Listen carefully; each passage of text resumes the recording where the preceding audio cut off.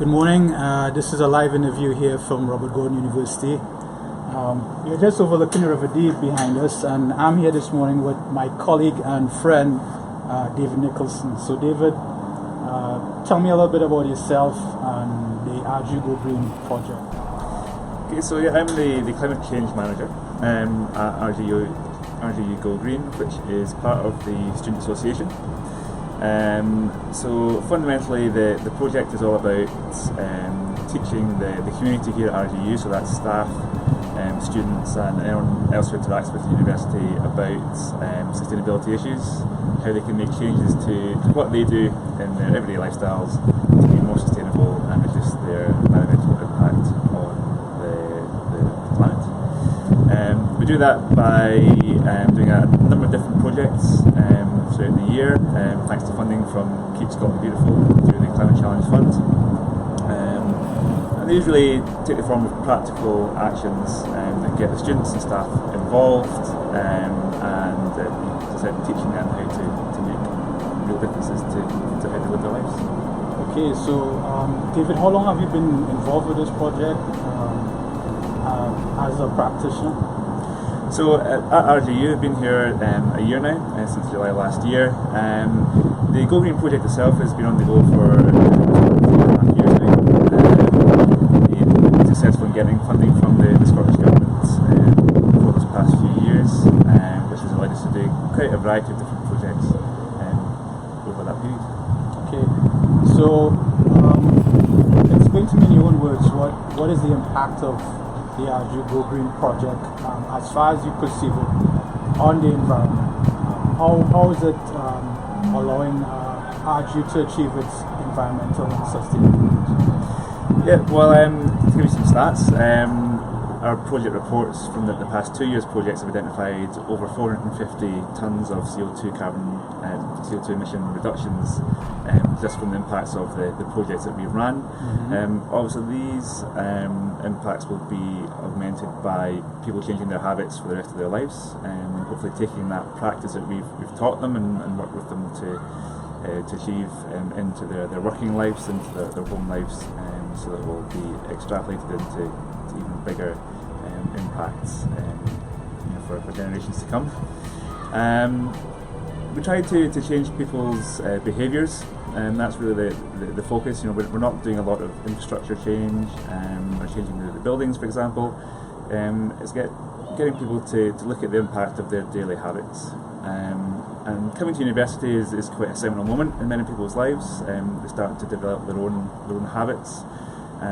So if we can get in there at this key time, we can change those habits and sort of get them grounded in those people's lives for years to come.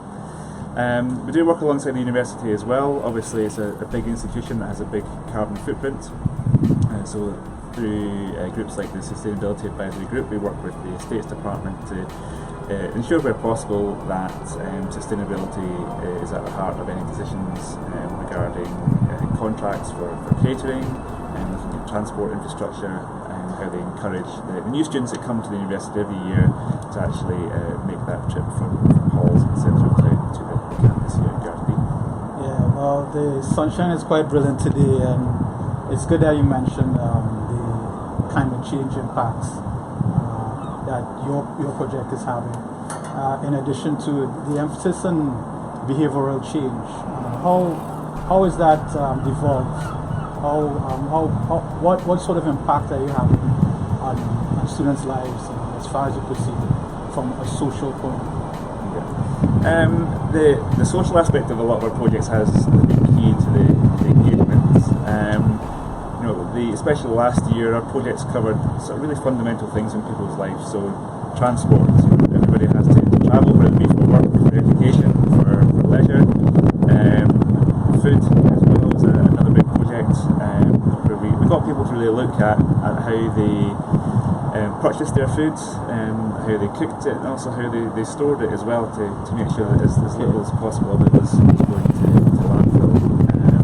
We looked at energy as well, so again something that people have to use every day, and it's not always sunny. It's sunny and warm in Aberdeen. You know Aberdeen has its own special climate. Exactly. So we help people look at how they can keep their homes warm over winter for as little cost and therefore as little environmental impact as possible. And all the while we were teaching our volunteers and staff as well new skills, so really getting them involved in the running of the project has been a key aspect to the success as well. The university is always keen to promote the benefits of the extracurricular activities that are on the go, so that's where we stepped in and offered formal qualifications for our energy ambassadors. So they've got a City and Guilds qualification that they can add to their CV and take into their post-education life, and also engaged with the local community through Inchgarth Community Centre and offered that energy advice service to the local sort of geographic community as well as the university community as well. So trying to build those ties with the local community has been a real key impact because, again, a big institution in a local area, we've got a lot of skills and expertise and enthusiasm that we can take into the local area as well. Right. This will be my final question. What do you perceive as being the barriers that will prevent this project from expanding? And what is your vision for the RGU Green project? Let's say into the medium term and long term. I think the barriers are quite common across the whole sustainability industry, in that the investment that can be required to make a change from the current norm to a more sustainable model can be a barrier, especially in this sort of current climate of reduced funding or more competitive funding for universities. I think we have to get the message across that a lot of these sustainability measures can also reduce costs as well. So that's one of the hopes for the Sustainability Advisory Group. We can bring our knowledge to the table and let them know that a short-term investment can actually lead to longer-term financial savings, as well as helping them meet their statutory obligations under the Scottish Government's climate change reporting guidelines as well. In terms of the medium to longer term goals for Go Green, hopefully we can either attract further funding or reduce the reliance on funding by being more enterprising. I think that would tie in nicely to the demands or the requirements from the university to integrate sustainability into the curriculum. So get our business school students thinking about sustainable business opportunities that they can run either after time at university or with help from the Student Association.